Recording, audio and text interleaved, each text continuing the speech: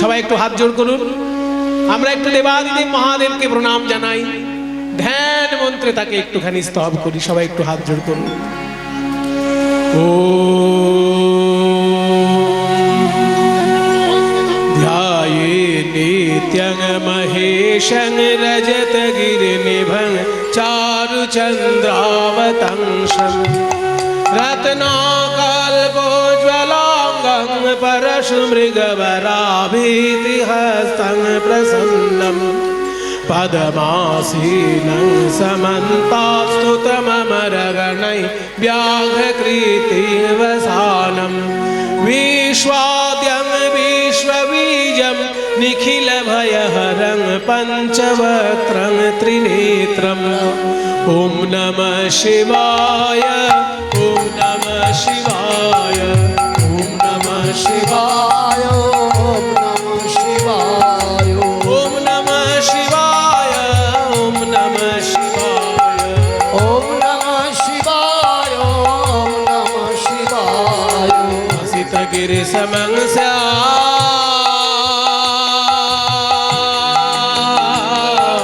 हसितगिरिसमं जलं सिन्धुपात्रे क्षुरतरुवरशाखालेखनी पत्रमुर्वी विगति यदि गृहीत्वा शारदा सर्वकालं तदपि तव गुणानामेष पारं न याति। ॐ नमः शिवाय, ॐ नमः शिवाय, ॐ नमः शिवाय, ॐ नमः शिवाय, ॐ नमः शिवाय, ॐ नमः शिवाय।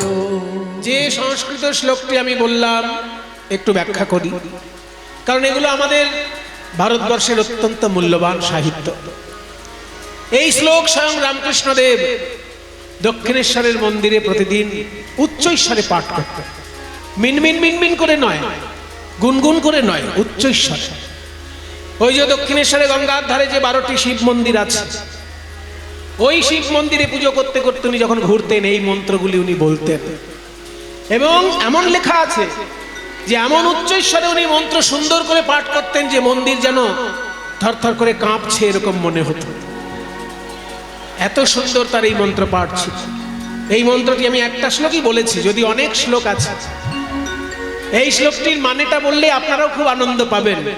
এই শ্লোকটির রচয়িতা যিনি, তিনি হলেন পুষ্পদন্ত মুনি। পুষ্পদন্ত মুনির রচিত শিব মহিম্না স্তোত্রম, যারা যারা শিবের ভক্ত তাদের নিত্য পাঠ্য পুষ্পদন্ত মুনির লেখা শিব মহিম্না স্তোত্রম। সেখান থেকে একটা শ্লোক আমি বলছি। আসিত গিরে সমংসাতজ্জলং সিন্ধু পাত্রে সুরতরুবর শাখা লেখনি পত্রমুর্वी লিখতি यदि গৃহীত্বা শারদা সর্বকালং তদপি তব গুণানামেষ পারং ন याति।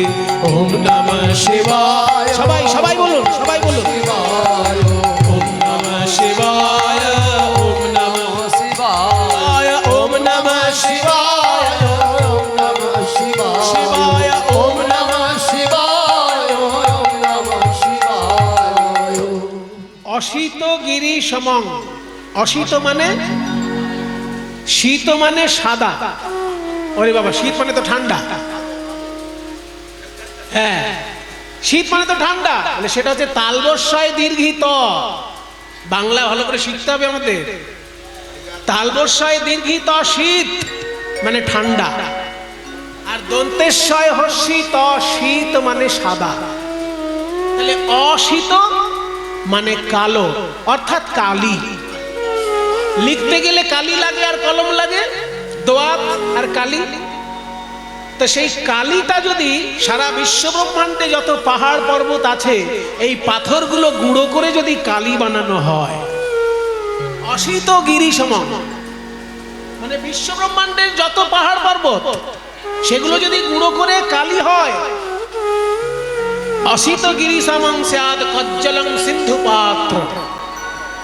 আর সাগর মহাসাগর যত আছে সেগুলো যদি দোয়াত হয়, হ্যাঁ, সাগর মহাসাগর যদি দোয়াত হয় আর পাহাড় পর্বত গুঁড়ো করে যদি কালি বানানো হয়, আর কি বলছে অসিতগিরি সমাংসাৎ কজ্জলং সিন্ধু পাত্রে সুরতরু বড় শাখা। সুরতরু মানে কি? সুর মানে দেবতা, তরু মানে গাছ, বড় মানে শ্রেষ্ঠ। দেবতাদের যেটা শ্রেষ্ঠ গাছ, পারিজাত হতে পারে, কল্পবৃক্ষ হতে পারে, যে গাছের ডাল যত কাটবেন তত গজাবে, মানে যত কাটবেন ডাল তত ডাল গজাবে, অক্ষয় অমর ডালপালা। সেইগুলো যদি কলম হয়, কল্পবৃক্ষের ডালপালা যদি কলম হয়, সমুদ্র মহাসমুদ্র যদি দোয়াত হয়, আর পাহাড় গুঁড়ো করে যদি কালি বানানো হয়, লিখতি যদি গৃহীত্বা শারদা। শারদা, শারদা মানে হচ্ছে সরস্বতী। মা সরস্বতী যদি এইগুলো গ্রহণ করে লিখতে থাকেন, সর্বকালম, সারাক্ষণ ধরেও যদি লিখতে থাকেন, তদপি, তাহলেও তব গুণানাম ঈশ্বর, হে ঈশ্বর তোমার গুণাবলীর পারং ন জাতি, সীমা পাবে না, পার পাবে না। লিখতে यदि गृहीत्वा शारदा सर्वकालम तदपि तब गुणानामीश पारं न याति। ओम नमः शिवाय, ओम नमः शिवाय, शिवाय ओम नमः शिवाय, ओम नमः शिवाय, शिवाय ओम नमः शिवाय, ओम नमः शिवाय। শিব ঠাকুর এসেছেন ভূভারতে 12টি জায়গায় তার প্রধান প্রধান অবস্থান।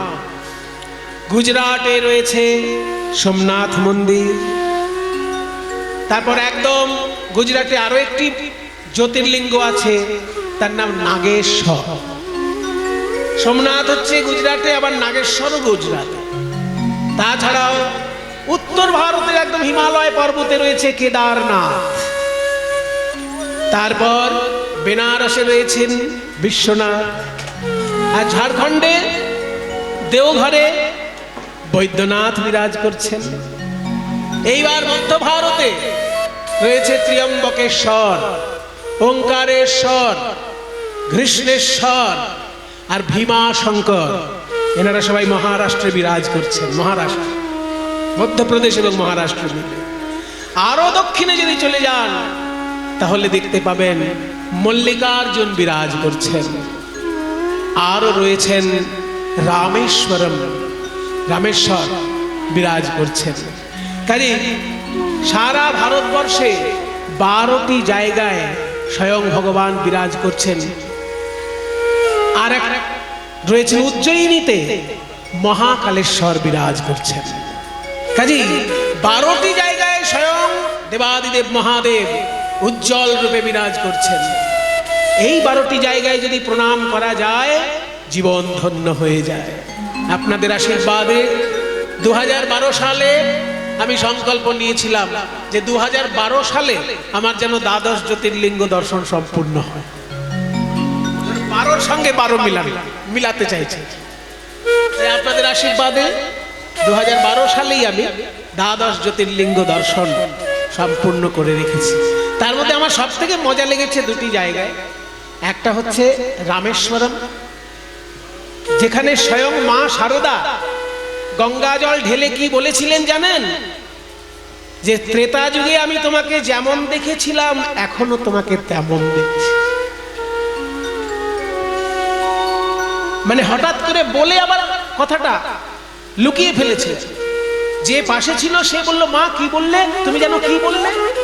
দ্বিতীয়বার মা শারদা বললেন না, ওই একবার বলেছিলেন, সঙ্গী যিনি ছিলেন তিনি সেটা শুনে মুখস্থ করে নিয়েছেন। যে ত্রেতা যুগে, তার মানে কি সীতা দেবী রূপে আমি যখন এখানে এসেছিলাম তখন তোমাকে যে রূপে দেখেছি আজকেও তোমাকে সেই রূপেই দেখছি। সেই জন্য যদি কোনোদিন আপনারা রামেশ্বরম যান, আপনাদের কাছে আমার অনুরোধ, এই বাংলা থেকে গঙ্গা জল নিয়ে যাবেন। কারণ সারা ভারতবর্ষে রামেশ্বরম শিবলিঙ্গে গঙ্গা জল দান করলে একসঙ্গে 2টো পুণ্য পাওয়া যায়। শিবলিঙ্গে গঙ্গা জলের পুণ্যও হলো, আর শ্রী বিষ্ণুকেও সেইখানে জল দেওয়া। কারণ রামেশ্বরে শিবলিঙ্গে জল দিলে একসঙ্গে হরি হর দুজনকেই জল দান করা হয়। কারণ শ্রী বিষ্ণুর ভারতবর্ষে 4টি জায়গায় 4টি সেবা প্রতিষ্ঠিত। এগুলো জেনে রাখা দরকার আমাদের সবার। 4টি জায়গায় 4টি সেবা, যারা বৈষ্ণব ভক্ত তাদের এগুলো জানা কর্তব্য। বিষ্ণু এক জায়গায় সব সেবা গ্রহণ করেন না, 4টে মহাতীর্থে 4টি সেবা তিনি গ্রহণ করেন। পুরীধামে তিনি অন্ন সেবা গ্রহণ করেন। ভাত খাবেন এক জায়গায়, জল খাবেন আর এক জায়গায়। সারা বিশ্ব ব্রহ্মাণ্ডের তিনি মালিক, তিনি যেমন খুশি সেবা নিতে পারেন, নিজের সঙ্গে ওনাকে গুলিয়ে ফেলেন। সেই জন্য পুরীধামে ভগবানের অন্ন সেবা, আর রামেশ্বরমে ভগবানের জল সেবা। রামেশ্বরমে শিবলিঙ্গে জল দিলে সেই জল বিষ্ণু পায়। তাই বিষ্ণুকে জল দিতে গেলে রামেশ্বরে শিবলিঙ্গে দিতে হবে। পুরীধামে অন্ন সেবা, রামেশ্বরমে জল সেবা, আর দ্বারকায় হচ্ছে বস্ত্র সেবা। ঠাকুরকে যদি বস্ত্র দিয়ে সেবা করার ইচ্ছে থাকে কারোর, দ্বারকায় কৃষ্ণ মন্দিরে, দ্বারকাধীশ মন্দিরে বস্ত্র দিয়ে সেবা করতে হয়। আর বিষ্ণুর প্রিয় হচ্ছে তুলসী, তুলসী দিয়ে যদি সেবা করতে হয় তাহলে যেতে হবে হিমালয় পর্বতে বদ্রীনারায়ণ মন্দির। ওই জন্য বিষ্ণুর সম্পূর্ণ সেবা যদি কেউ করতে চান, উত্তর ভারতে বদ্রীনারায়ণে তুলসী সেবা, পশ্চিম ভারতে দ্বারকায় বস্ত্র সেবা, পূর্ব ভারতে পুরীধামে অন্ন সেবা, আর দক্ষিণ ভারতে রামেশ্বরমে জল সেবা। এগুলো যদি জীবনে করে রাখতে পারেন তবে বলবেন যে আমি কিছু ঠাকুরের সেবা করেছি। আসল ব্যাপার অন্য কিছু না, আমাদের জানাই থাকে না। জানাই থাকে না বলে অনেকে করেন না। এগুলো যে অসম্ভব ব্যাপার তা নয়। আপনাদের আশীর্বাদে আমি এই 4টি জায়গাতেই ঠাকুরকে প্রণাম করে তাদের সেবা করতে পেরেছি। সেই জন্য আমি নিজে যেগুলো উপলব্ধি করি সেগুলো আপনাদেরকে বলি। যে আনন্দ আমি পেয়েছি সেই আনন্দ যেন সবাই পায়, এই জন্য আমার এই কথাগুলি। ভারতবর্ষের 4 দিকে 4 রূপে ভগবান সেবা নিচ্ছেন। উত্তর দিকে বদ্রীনারায়ণ রূপে তুলসী সেবা, পশ্চিম ভারতে দ্বারকাধীশ রূপে বস্ত্র সেবা, পূর্ব ভারতে জগন্নাথ রূপে অন্ন সেবা, আর দক্ষিণ ভারতে রামেশ্বরম রূপে জল সেবা। ওই জন্য ওখানে গিয়ে গঙ্গা জল কিনতে পাওয়া যায়, কিন্তু আপনি বাঙালি হয়ে কেন ওখানে গিয়ে গঙ্গা জল কিনতে যাবেন?